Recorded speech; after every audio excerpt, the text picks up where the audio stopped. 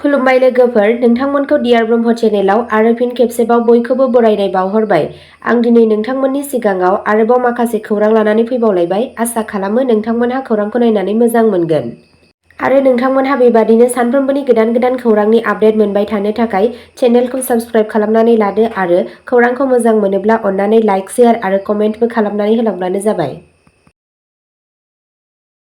दिनैनि गिबि खौराङावनो दङ बिटिआरआव सोलोंथाइनि थाखाय गिदिर थुलुंगा। सा 9112 फोरोंगिरिफोरा मोनदों थिसनथाइ लाइजाम।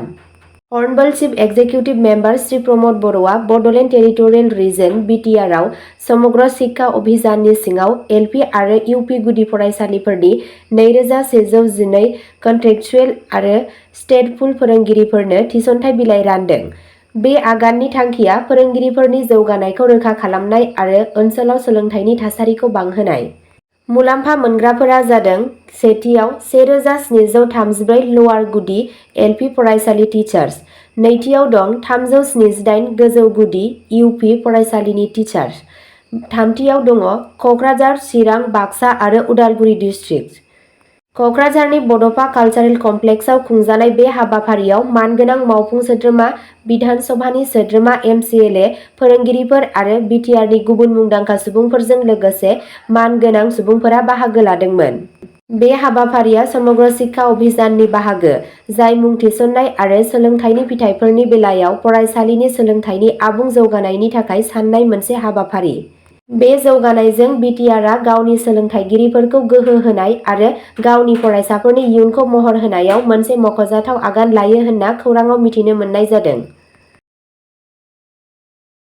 नैथि खौराङाव दङ आसाम स्मार्ट स्ट्रीट प्रजेक्ट। गिबि खोन्दोआव गुवाहाटीआव 11,000 नि बांसिन एलइडि लाइट फसंनाय जागोन।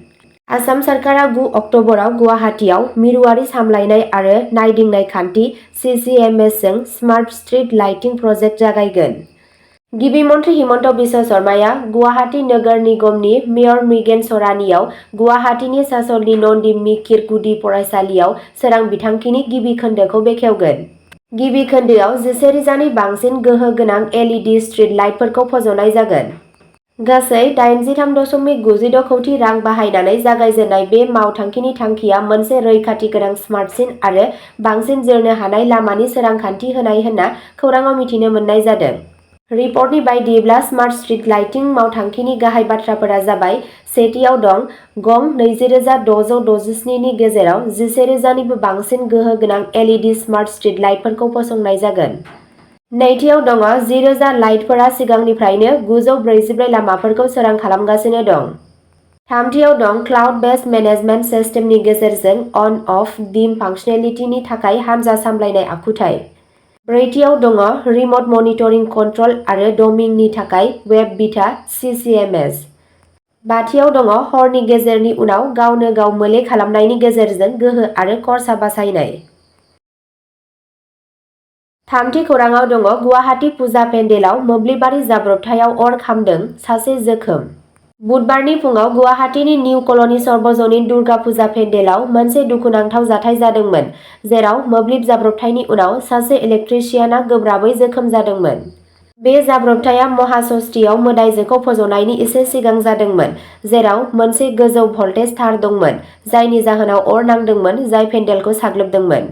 फुजा कमिटिनि सासे सोद्रोमानि बायदिब्ला, जेब्ला हरखाबै बेरफ्रुनाय जादोंमोन अब्ला इलेक्ट्रिशियानफोरा जायगायाव खामानि मावगासिनो दंमोन। जेब्ला इलेक्ट्रिशियानफोरा खामानि मावगासिनो दंमोन, मोनसे बेरफ्रुनाय जादोंमोन आरो सासे मावसाया गोग्लैदोंमोन। अरआ गोख्रैनो गोसारदोंमोन आरो इलेक्ट्रिशियानआ जोखोम जादोंमोन। जों बिथांखौ जीएमसीएचआव थिसनदोंमोन, कमिटिनि सोद्रोमाया बेखौ बेखेवना होदोंमोन। जोखोम जानाय मावथिखौ थाबैनो फाहामथायनि थाखाय गुवाहाटी मेडिकेल कलेज आरो देहा फाहामसालि (जीएमसीएचआव लांनाय जादोंमोन। ब्रैथि खौराङाव दङ आसामनि करिमगन्ज जिल्लायाव 24 कौटि रांनि ड्राग्स जब्द, सानैखौ हमबाय। सासे पुलिस मावख'गिरिया बुधबाराव बुंदोंमोन दि मोनसे गेदेर फेग्रा मुवा लाबोनायाव आसामनि करिमगन्ज जिल्लायाव फ्राय 24 कौटि रांनि याबा टेब्लेटफोरखौ जब्द खालामनाय जादों। त्रिपुरानि थागिरि सानै ड्राग्स फालांगिफोरखौ खानाय जादोंमोन।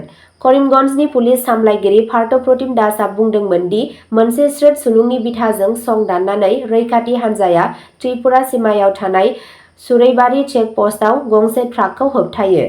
गारिखौ मोजाङै नागिरनायाव पुलिसआ 80,000 याबा टेब्लेटफोर बोखांनो हायो। जों फेग्रा मुवाफोरखौ रोगानायनि थाखाय त्रिपुरानि सानै सुबुंखौबो खाबाय। दासआ बुंदोंमोन दि हाथाइनि बेसेन बायदिब्ला जब्द खालामजानाय मुलिनि बेसेना 24 कौटिसो जागोन होनना साननाय जादोंमोन। बाथि खौराङाव दङ धेकियाजुलियाव आइजोनि सोमोनांथाव थैनाय गोथै देहा बोखांदों। नाजिमा बेगम मुंनि सासे आइजोनि सोमोनांथाव थैनाया धेकियाजुलियाव मोनसे सोमावसारनाय सोमजिहोदों। खौरांनि बायदिब्ला तेलामरानि काटनिबारि गामिनि बेलसिरि दैमानि सेरनि मोनसे फोथाराव सासे लाइमोन आइजोनि खावसे लंथं गोथै सह मोननाय जादोंमोन। आइजोनि सिनायथिखौ सैनारा होनना मिथिनाय जादों, जायखौ नाजिमा बेगम मुङैबो मिथिनाय जायो, जायनि बैसोआ 35 बोसोर। बिथांजोआ 5 अक्ट'बरनिफ्राय गोमानायनि खौरां मोन्दोंमोन। थैनाय सुबुंनि नखरनि सोद्रोमाफोरा सन्देह खालामदों दि सिनायमोनै दुथांफोरा बिथांखौ जिनाहारि खालामदोंमोन आरो गाज्रि रोखोमै बुथारदोंमोन। जाथायनि सायाव पुलिसआ जाथाय जायगायाव सौहैयो आरो गोथै सहखौ पस्टमर्टेम आनजादनि थाखाय तेजपुर मेडिकेल कलेज हस्पिटालसिम दैथायहरो। 6थि खौराङाव दङ जाख्ल'नाय आरो बिबाननिफ्राय नुजाथियैनि थाखाय आसामनि इन्जिनियारखौ सासपेन्ड खालामदों। आसामनि रायजो बेंगिरिया करिमगन्जनि ल'यारप'आ जौगाखां खोन्दोनि लेङाइ मावफुं इन्जिनियार सुदीप सरकारखौ सासपेन्ड खालामबाय। बे थिरांथाया बाघनगाव पन्चायत, मेडलिगाव पन्चायत आरो पुनिति गाव पन्चायतआव रांखान्थि आय'गनि अनसुंथाइनि सिङाव सोरखारि धोनखौ गनायथि गैयै आरो गाज्रि बाहायनायनि अजदनि उनाव लानाय जादों। आसामनि पन्चायत आरो गामियारि जौगाखां कमिशनारनि मोनसे रिपर्टनि बायदिब्ला सरकारा गोहो गोनां बिबानगिरिनि गनायथि गैयाजासे नबेम्बर 2022 निफ्राय बिबाननिफ्राय गैयामोन। बे दोनथ'नाया आसाम सिबिथाइ आब्रुथि आरो खावलायनाय नेम 1964 नि नेम 6(1) बायदियै, जाय बिथांनि गनायथि गैयै नुजाथियैनि अक्ट' 1 नबेम्बर 2022 निफ्राय गोहोम गोनां। दोनथ'नाय समनि गेजेराव सरकारा बाहायजानाय नेम खान्थि बायदियै जिउ राहानि अनसुंथाइ मोनगोन।